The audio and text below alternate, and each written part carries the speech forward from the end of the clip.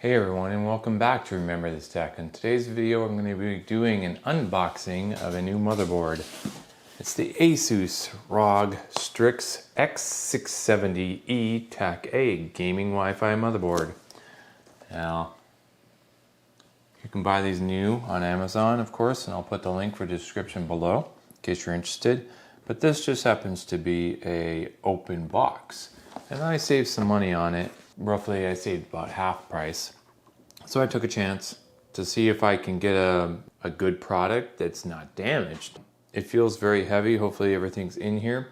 So one of the things I like to check on an open box or a used product is the pins with a magnifying glass to see if any of the CPU socket, AM5 socket pins are bent, and you need to check those, unfortunately. I'm going to go over this motherboard, its features, specs, check it out, unbox it for you. So let's get right to it, shall we? Come on, let's go! So let's flip it over and show you some of the specs here on the back of the board box. On the rear panel for this motherboard, you've got one USB 3.2 gen and two 2x2 USB Type-C.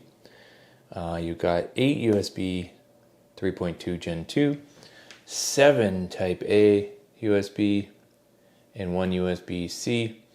You also have 1 USB 3.0 Gen 1 and 2 USB 2.0, an output of HDMI port, and 1 DisplayPort in case you're using a CPU with iGPU. This is a Wi-Fi 6E capable module on board here. It also has a 2.5 gig Intel Ethernet jack, which is nice. Audio jack, SPDIF, BIOS flashback. A lot of these boards may or may not come with BIOS flashback, so it's always good to have that in case you have a CPU that's not quite compatible with your motherboard. You can just kind of go and flash it without having a CPU that's recognized. It says it supports AMD Ryzen 7000, 8000, and 9000 CPUs. Odds are I'm going to have to flash this BIOS, of course, but it supports 4 DIMMs, DDR 6400 overclock memory, DDR5. It's got one PCI Express 5.0 X16 slot, one 4.0 X16, and one 3.0 1X slot. It supports 4 M.2 slots it has on board here. And what's cool about this is that it supports PCIe 5.0 X4X mode here for that first slot, and PCIe 5.0 4X mode in the second slot, and then 4X PCI Express 4.0 for the other 2 M.2 slots.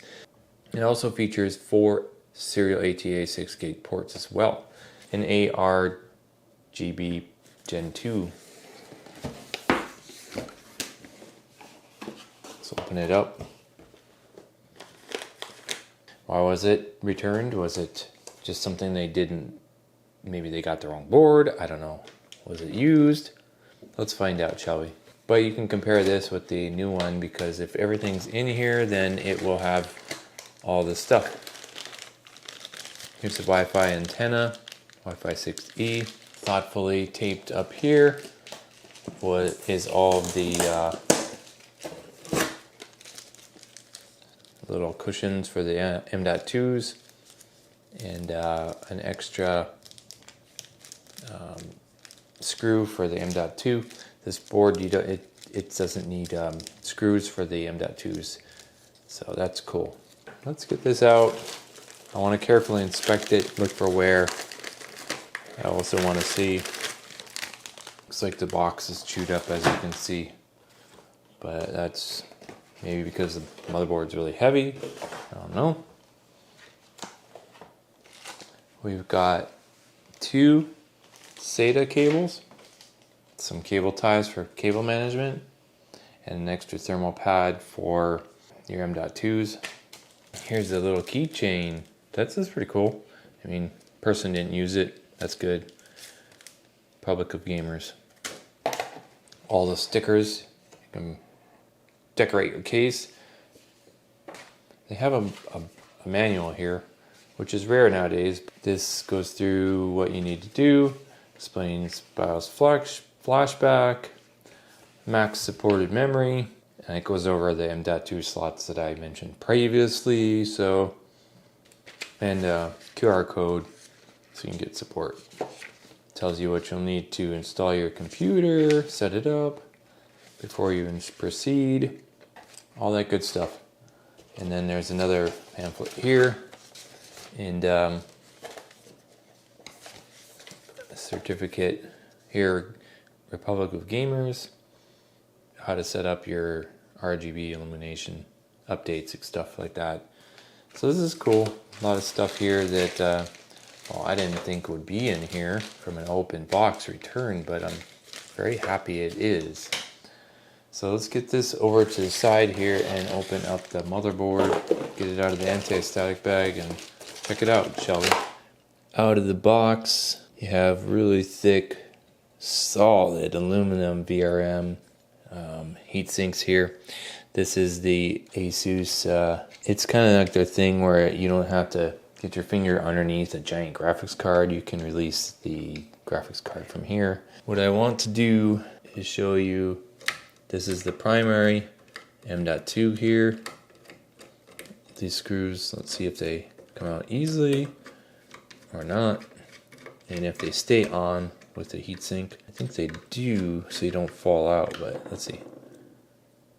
Alright, so you got your thermal tape here, thermal tape here, brand new, hasn't been used, and you can see there have the screwless little connectors here for your M.2s, NVMe's, so you don't need to search for a little screw so it doesn't go like all over the planet if you sneeze or drop it and never find it again. So I like these a lot because, well, I kind of despise those tiny M.2 screws.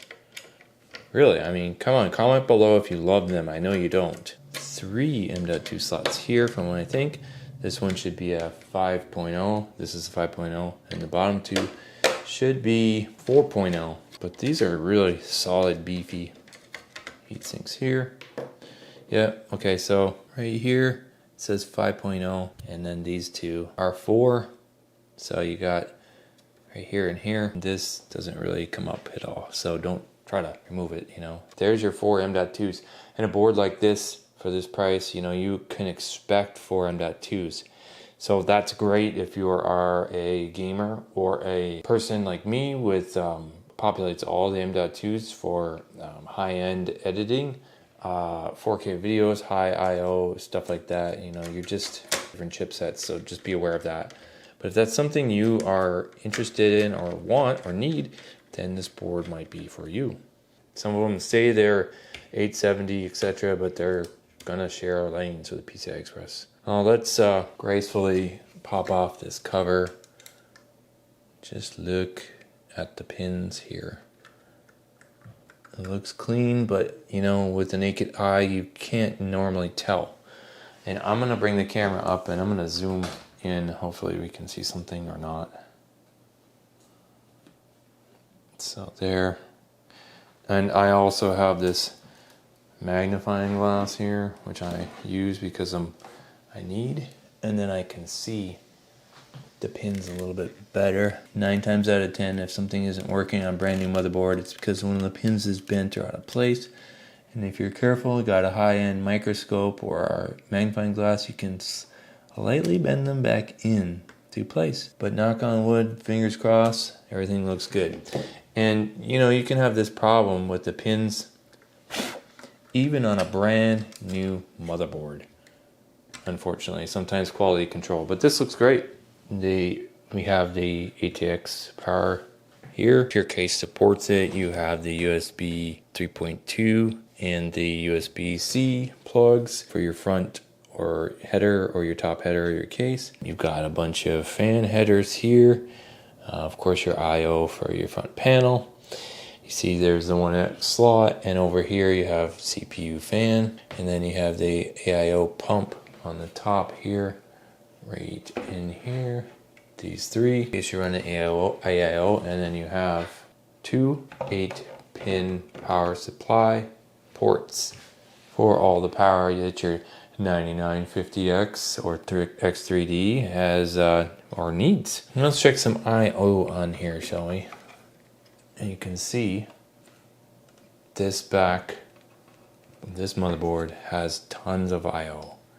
Tons. Here's the BIOS clear CMOS button, which obviously you don't have to reach around for your motherboard. That's pretty cool. Don't hit that by accident. And 20 gig USB-C. There's your Wi-Fi antenna, SPDIF 2.5 gig. Then you have HDMI here, and then you have your DisplayPort. It's pretty nicely laid out, clean. I like the aesthetics of it. And right here is where you would remove the plastic, so not bad.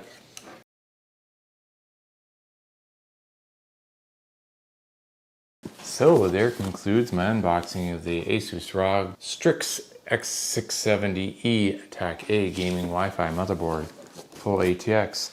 So if you haven't subscribed, now might be a great time to do so you don't miss upcoming content. And again, if you wanted to check out this motherboard, I'll put it in the link in the description below, along with a few other parts and pieces that you can use for a high-end or maybe even a mid-range build using this motherboard.